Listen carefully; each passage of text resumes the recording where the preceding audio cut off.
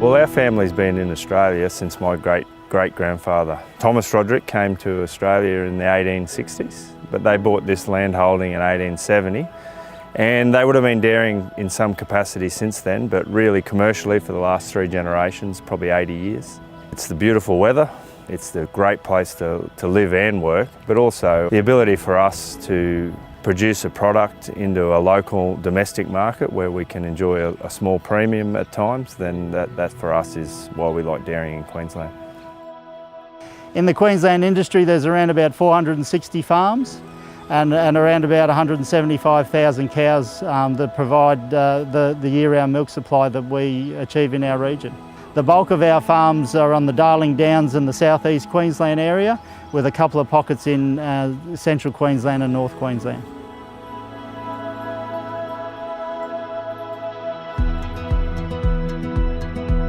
We produce our milk year-round because we supply a domestic market, so we produce that 365 days a year. Feeding in a subtropical area is extremely important because there's times a year where the cows can't graze because it's either too hot or too humid, or we don't have the paddock feed available. We've moved a lot of our feeding systems to partial mixed rations and total mixed rations. We're actually growing crops and forages that we can harvest and store as either silage or hay, and feed back during those periods of the time where we're short of pasture that we can graze.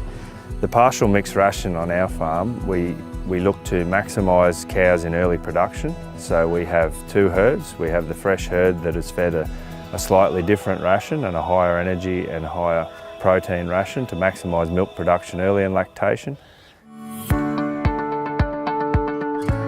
The challenges for the subtropical environment are around those summer and autumn periods when the heat and humidity really gets to its peak. Some of those challenges can be feed intake, cow comfort, but also we see a drop in fertility at those times. So there's been an increase in the last 5 years in the number of farms and the research that's been conducted into cow comfort, particularly around compost barns, freestall barns, fully housed type systems to reduce the effects of heat and humidity and high rainfall. The benefits of growing feed here in Queensland, particularly in the summer, is our high growth rates. I think the challenges of growing the feed up here is really managing the quality, and the quality, by quality I mean is the fibre levels. We basically do the research for the northern dairy industry, or certainly for the subtropical region. Growing feed is easy. The issue here is growing quality feed. The reason why we've done all of this is to create higher energy forage sources and higher crude protein forage sources. In the trials that we're currently conducting here, we're pushing the boundaries where we're achieving around 90% forage intake with only 10% grain and protein meal.